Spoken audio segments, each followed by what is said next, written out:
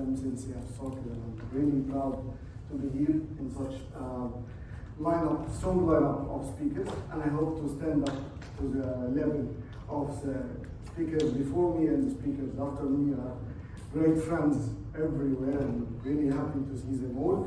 So today I come with a presentation that is a bit of, I would say, cross story or cross layers. It's connecting. It will connect how to look on a country level decarbonization and corporate level decarbonization, and cross-link them in a business positive approach. One of the issues with decarbonization was generally that decarbonization come on the loss piece, come on the cost piece. Whenever we have been talking decarbonization since Glasgow, we have been talking about investments, and we have been talking about the green premium of products. We have been able, over the past 4 years since Glasgow, to somehow break this model, and we have live examples to prove that. And I believe this is important for everyone to try to at least investigate that approach and maybe shuffle and adopt in the same way. So, as said, my presentation is going to be about decarbonization, resilience, and value chain for a corporate roadmap for climate change. So, we are a SBTI company, so we walk the talk. We are registered, we announce our numbers, we post them out, and we are part of UNGC. So we do our part on advocacy and pushing for the agenda to happen. We are in all of the COPs, we push with the UN programs to be implemented, so we are an active partner in the job, and we are part of Race to Zero, which is an accelerator project towards achieving the net zero. And finally, and most proudly, we are part of World Cement Association, and we are very proud of that association as a real voice of the industry without any agendas behind. So, going forward from this point, I have a lot of topics to cover, but I will try to be as brief as possible and shuffle and jump between them as fast as possible. So,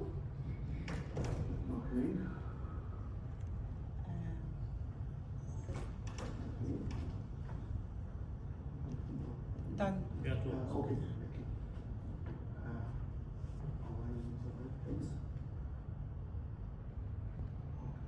So, simply speaking, to have a pathway is different from, we were talking about differences of definitions, and one of the main differences between definitions is having a pathway towards net zero and having a roadmap towards net zero. Two completely different concepts. Having a pathway is one thing, having a roadmap is a completely different thing. And they all are acronyms, and they come together and people treat them equally, but trust me, from a corporate level on board table, it's a completely different approach. And this is one of the main issues in pushing the climate agenda forward. So this is a pathway where we have, and actually it's a very definitive pathway. There are pathways that are much less definitive than that, and they're being dealt with as international pathways. So this is what we call our reducing carbon while reducing cost pathway.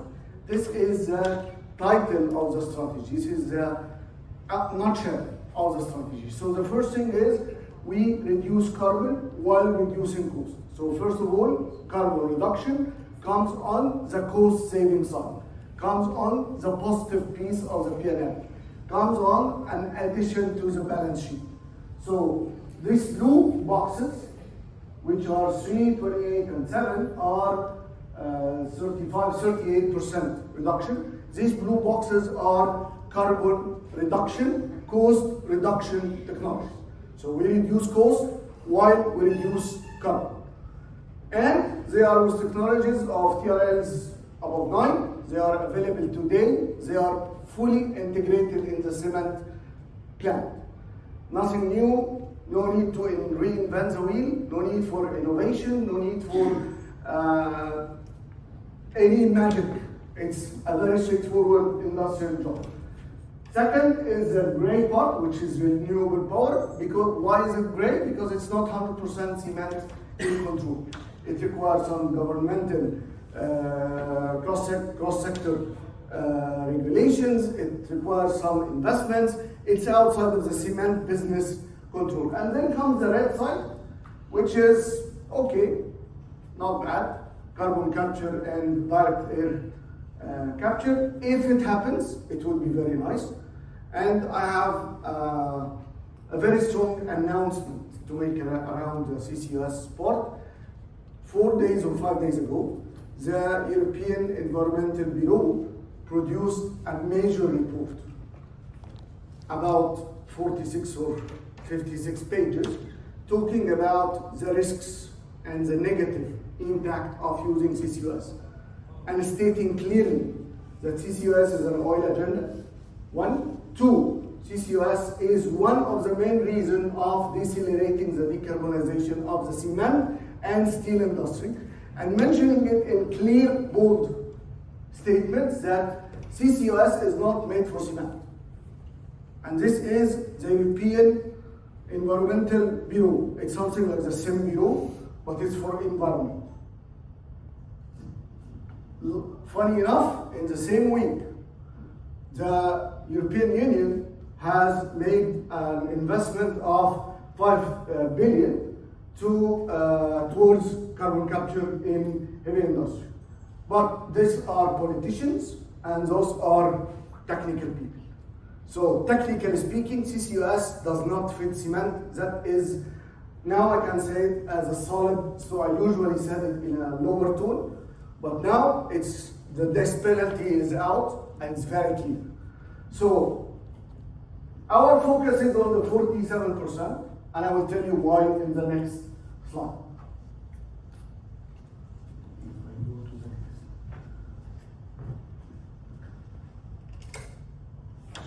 Okay, so this is a bit of, it's November 2024.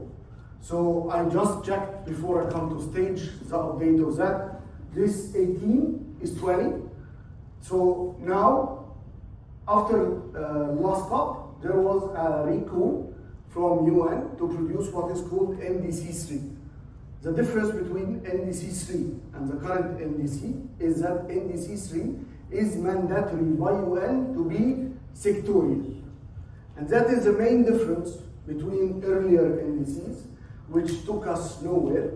And this was a debate since Glasgow, that the generic NDC will take countries nowhere. Because you cannot produce a decarbonization of a country talking on a GHG reduction all over. That doesn't work. Because, okay, you want to reduce 200 billion tons of CO2. From where and how?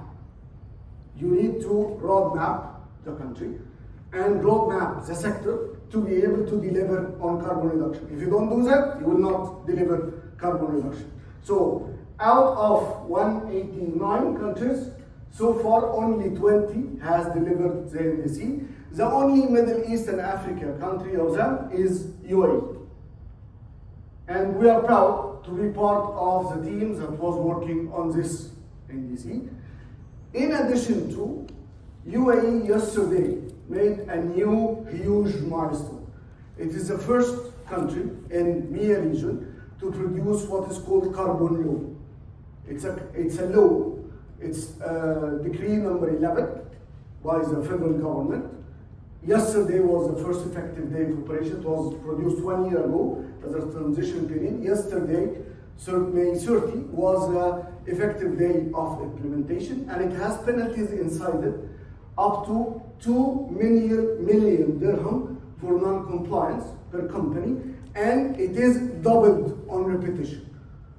And it mandates 3 things. One is monitoring, reporting, and validation. So MRV is now mandatory in UAE. 2, having a decarbonization roadmap by corporate by numbers, including a near-term target. 3, carbon trading, which is a positive impact from decarbonization. And this is the only way for carbon markets to operate. You cannot sell carbon that you don't report. So simply speaking, having a carbon platform and being happy of having a carbon means nothing. You cannot trade a gram of carbon if you don't report your carbon. Simple as that. So you have to make MRV to be able to make carbon trade. So out of those countries, only 20 has developed, but I'm not trying to be negative or pessimistic, there is still hope. We are still below the 1.5, or 1.48 actually. This 47% in cement industry is sufficient to keep the cement sector under 1.5 requirements at near term, 2035. If we did not achieve near term, forget about net zero. Because the carbon models will change completely if we do not achieve that on 2035. So please, let's forget about net zero with all its debates of carbon capture and DAC and whatever, how we can get the zero. And let's get the 50% below, which is the mandate up to near zero. If we can get that, we'll get the rest. But let's get that first. So,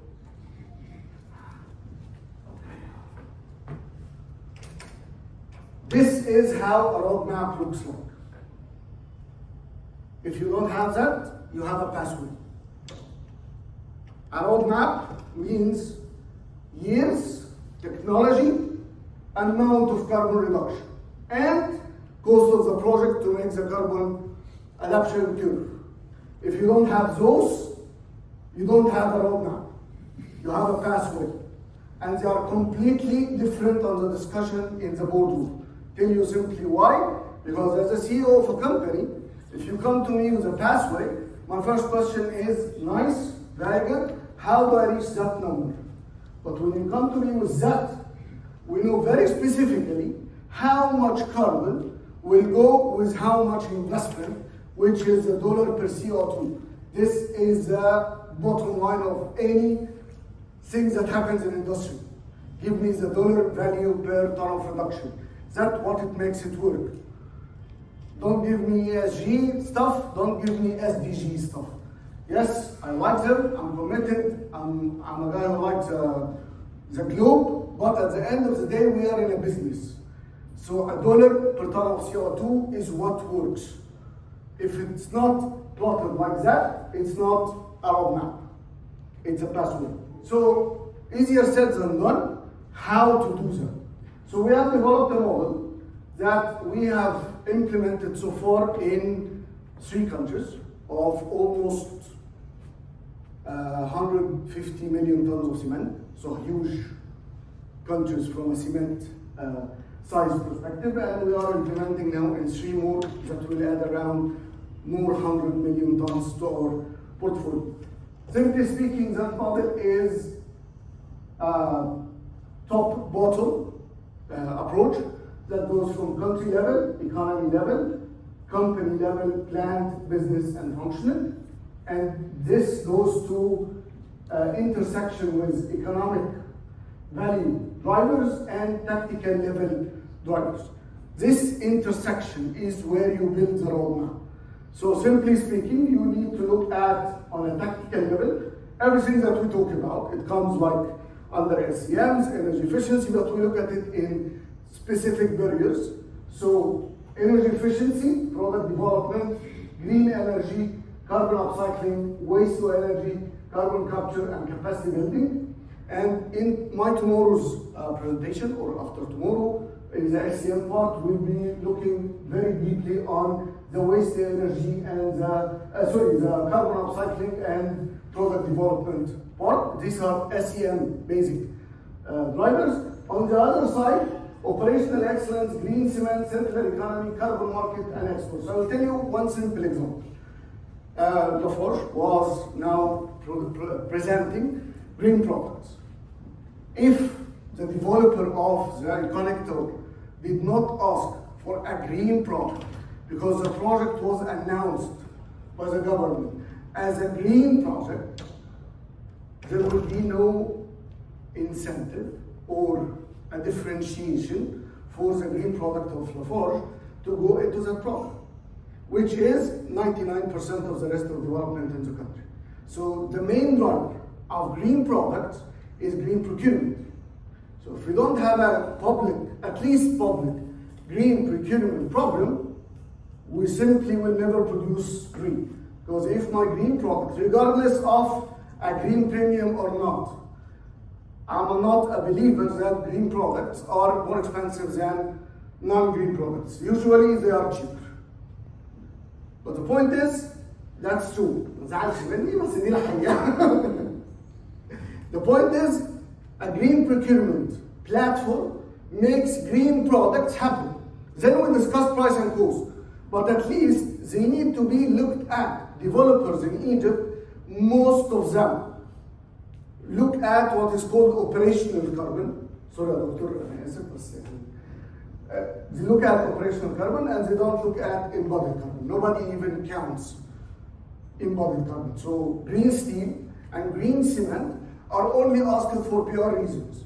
When we want to build the iconic tower, when we want to build the green line of the metro, but we have much bigger projects than that. And I'm not talking Egypt alone, I'm talking about area. Plus, the green production in Egypt, talking from the CBAM point that what was mentioned, is a major driver for export. Actually, 70% of the decarbonization activities that is happening in Egypt is being done triggered by export income, not by local utilization, which is not bad. At least as long as we do it, it's great to do.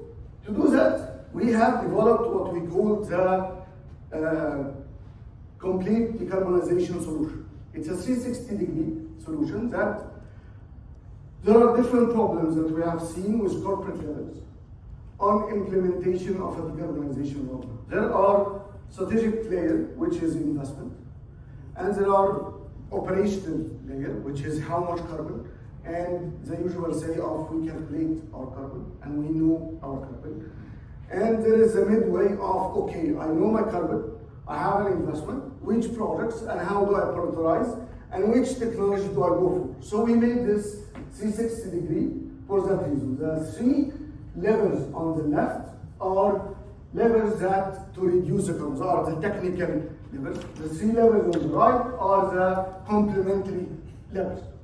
So the level on the left starts with baseline, and I would say that any plant, any corporate in the world requires a baseline, and this baseline has rules. It's not just a simple Excel sheet of calculating carbon. It's not what we deliver to the ministry as a carbon calculation. That is not a baseline. This is not sufficient scope 1 and scope 2 calculation. This is why our UN number is not true. If you look at the database of UN for Egypt, you will find that cement is 570, which is definitely not true. We are 800 plus. So these numbers, the baseline has to be done by a real tool, and this tool has to follow the GHG protocol, hopefully the SBTI protocol for cement, that will give a very accurate number. So we do baseline, and we develop S in ESG, and this is a different topic on its own. Then we go for the full net zero transition roadmap. You draw your roadmap looking at net zero, but you make your prioritization on near term. Why do you do it in net zero? Because to be SBTI compliant, not necessarily declared, only compliant, you need to have the net zero calculation in your roadmap. On the other side, this is a complementary. This is how to help sell, help implement, help accelerate the roadmap that you have delivered. So we help on investment sourcing, and not us only, there is a lot of people, it's only how you do it, how much can you get. Second is carbon credit management, still not happening because VCMs and the merging of VCMs in CCMs, and if it happen or not happen. But generally speaking, you cannot have neither a VCM nor a CCM. CCM is complementary carbon market, compulsory carbon market, and VCM is voluntarily carbon markets. You can have neither if you don't have MRVs. If you don't count and report your carbon, don't even ask about carbon markets.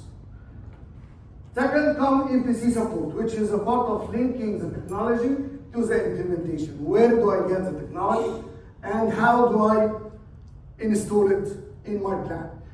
And it's not necessarily usually the Mercedes-Benz is the best solution. You can do a very good job with Volkswagen and with an Audi, and sometimes even with a Seat. We have spent our college time driving a Fiat 127 and it was perfect. So you do not need always to go for the Mercedes-Benz. Decarbonization is not about spending money, it's about operating smartly.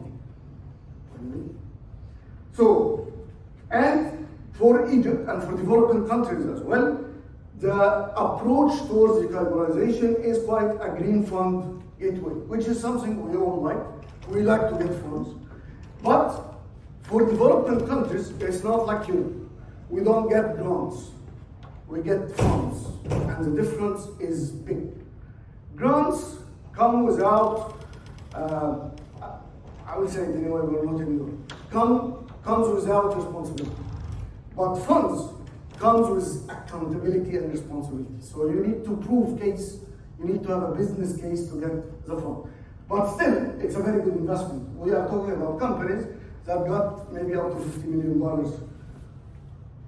in funds in a very good interest rate to implement their decarbonization roadmap, which is projects that they need for things, so many other decarbonization. It's a cost reduction project. So you reduce cost, you get a bit of half free money, and you are doing a good thing for climate and getting a good PR for your company as well. So these are the programs that takes you there, and this is the standard, and this is what we hope to be adopted in Egypt, for example, and for other Middle East and African countries. This standard is an IEE standard. It's not new. It has been there since maybe 8 years. It has been finally approved by VDZ in Germany. It has been finally, it is being finalized in Saudi Arabia. It's being looked at in UAE to be approved. It's a simple marking standard. So it says that this cement is A category, which means that it's in that range of blue, which means that it's full bag. The bag of cement has 100 kilograms CO2 per ton of cement. Or it's a gray E-cement, which has 650 kilograms CO2. It's a simple tagging marking, but it only happens if you have MRV. If you have a monitoring and reporting system, because you will not be able to take the mark unless you calculate your carbon. So it's a very simple driver for market to drive, calculate carbon, and for companies to differentiate their green product from their non-green product. It's a good key step in green procurement as well, because one thing is green procurement is you cannot define if it's how green is green. Is it really green or not? Having this marking on cement solves a lot of these problems. Okay? So, finally, a simple call for action. Climate challenge is a global problem, but it cannot be solved in a global solution. So you have to, therefore, think global, but act local. So this is an approach to adapt a bigger solution, a bigger problem in mandated, tailored solutions to a country level. One is, now we have a global carbon standard. Let's try to implement it on cement. Second is SBTi adoption. Adoption, which is compliance, not necessarily announcement or commitment. Just adoption, because other systems other than SBTi are not 1.5 degree compliant, and this is not good for the climate challenge. Third is focus on near term, then net zero. Do the NDC3 work. Now it's a global requirement. Every country must deliver it. And simply speaking, if you do that, you accelerate your decarbonization roadmaps immediately, because you are not looking on a dream of the zero that still doesn't have technology that is ready for, but you're using technologies that are available and most probably reducing cost as well. Then VAT adoption globally. This is a bit of non-Egyptian statement, but In many cement plants, and I'm talking to groups, there are plants of very old technology that are investing $500 million to make CCUS, which is really fun, because actually the intensity of carbon of an old line is almost 0.8, 0.92. If you spend 150 million only on that line to make it new technology, which takes 2 years, not 10 years, it will go immediately from 0.92 to 0.65 or 0.72 max. So I've done more than what the CCUS will do with a very well-known technology improvement. And you will improve efficiency, resources, and everything. Finally, green procurement policy. A green movement, a green transition will never happen in a country unless green procurement policy is part of at least the public procurement and moves to mega projects after that. Thank you very much.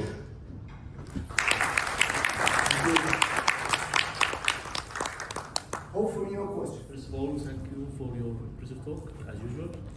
Secondly, I have only one question relates to the milestone in Emirates.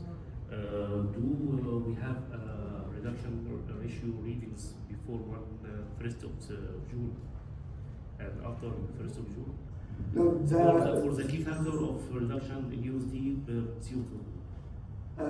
You are talking UAE or globally or what? UAE. UAE, the law will implement MRV starting May 30. So May 30 next year will be the cutoff, the global stock or the stock take year. Currently in UAE there are three companies out of 17 that have their own systems. They represent around 40% of the market. Namely A³&Co, it's a something company. It's an Indian group with almost 20% of the sector, and Pioneer. Those three have their own MRVs. The number in UAE for the gas using companies is around 700 plus, 720, 740. For the pet coke using companies is 787 now. And how many percentage it will be impact for the target for UAE? UAE has developed an LTS, a long-term strategy, which was targeting 5% until they produced the NDC last November. The NDC stream mandates 15% by 2035, and I think 35% by 2050, or 45 by 2050.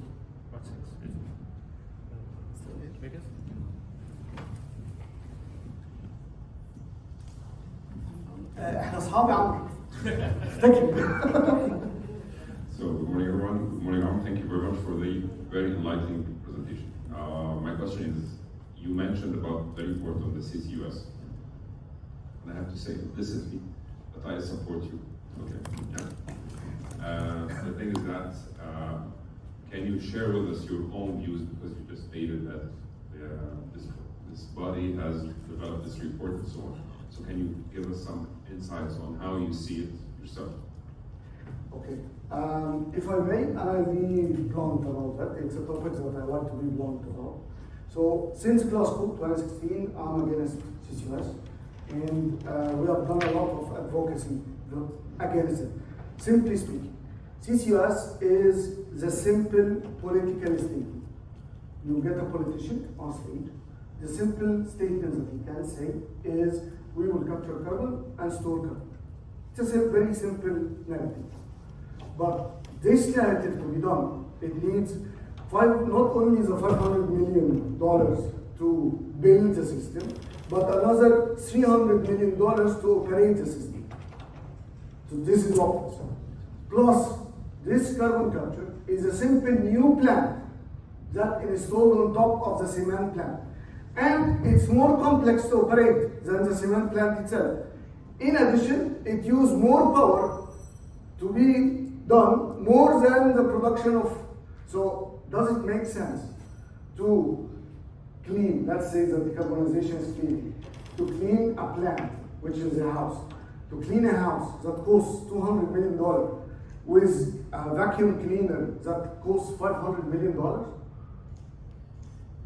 And costs 10 times OPEX This one used 300 million. The standard cement plant uses around 35 million US dollar for operation. So does it make sense to have a vacuum cleaner that is 2.5 times the capex of the main house and requires 10 times the OPEX to operate than the house cost itself?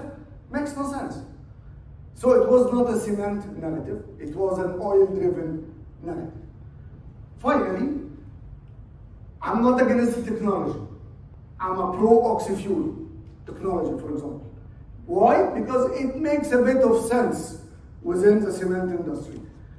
It's still a carbon capture, but there is a good U in it, and this is the main difference between CCS, which is carbon capture and only storage, and CCUS, which has a circular piece in it, which is oxy-fuel.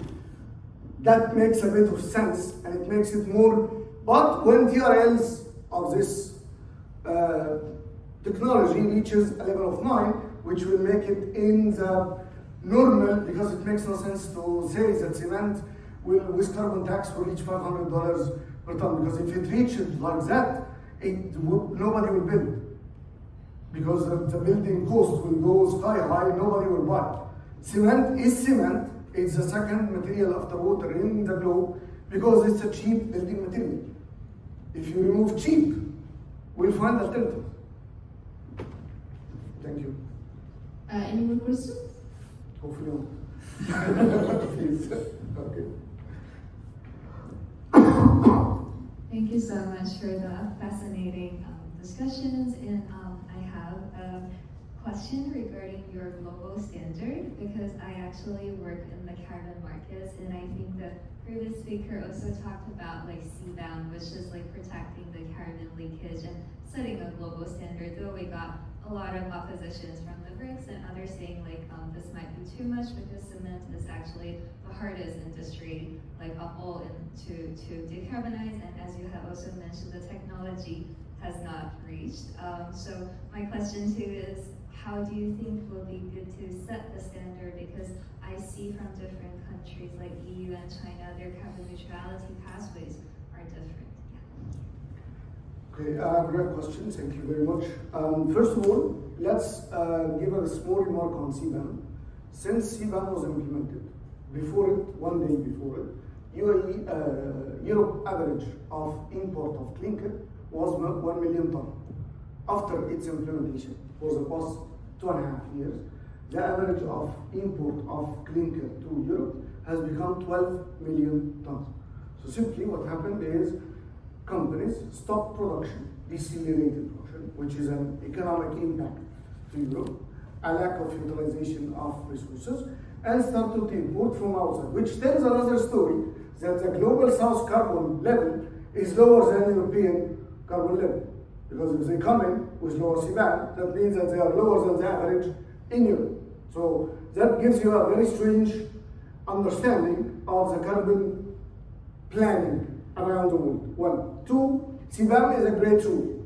The carbon border mechanisms in general, whether the Chinese one or the European one or the American, Californian and New Yorkian ones, they are good systems in general. But the point is, if you don't have everybody counting the same way, then it's not a level play field. It's not making sense. So the first thing is we have to measure carbon, all of us. I will use a bit of an older example. I'm a bit old, so I was there when the NOx and SOx was the issue of the world. So when the NOx and SOx was the issue of the world, the cement people came together in less than 2 months, produces a global law by the World Bank, which is industrial sustainable initiative for cement industry, produced 2004, and since then all countries have produced laws, and NOx and SOx problem was solved like that. CO2 is a gas, but it's a very lucrative business gas because of carbon neutrality and carbon offset mechanisms.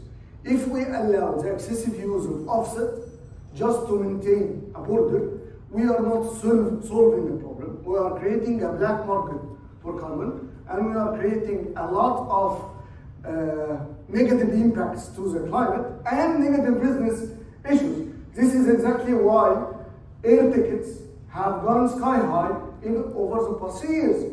Simply why? Because there is no clean jet fuel. Currently, it's not available. There is no way to avoid flying. So what's happening is air companies, the main transporters, Emirates Airlines, Malaysian, all the big ones, are buying carbon offsets. Simply speaking, what happens is that end customer is buying 50% more on the same ticket that was 2 years ago, and nothing has changed. It's the same route, it's the same flight, everything is the same. Actually, less service and lighter flights, but it's only the carbon impact. So if this happens in cement, development will stop. It's not a luxury of travel, it's a luxury of strategic development. I hope I covered pieces of, I know you wanted a more economic, deeper answer, but this is as far as I can go on stage. Thank you. Thank you.